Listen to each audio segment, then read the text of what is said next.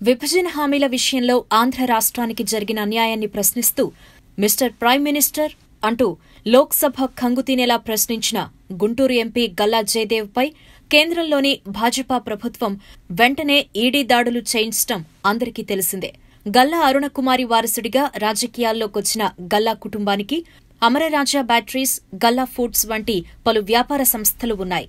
NRI అయిన జయదేవ్ తండ్రి Ramachandra Naidu Amara Raja batteries స్థాపించి దేశంలోనే టాప్ బ్యాటరీ ఉత్పత్తిదారుల్లో ఒకటిగా తీర్చిదిద్దారు.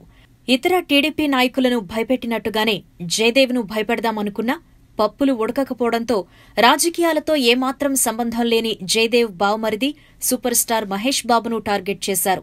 మహేష్ బాబు ఏషియన్ సినిమాస్ భాగస్వామ్యంతో గచ్చిబౌలిలో తాజాగా నిర్మించిన multiplex come shopping mall AMB cinemas ను కూడా టార్గెట్ చేశారు.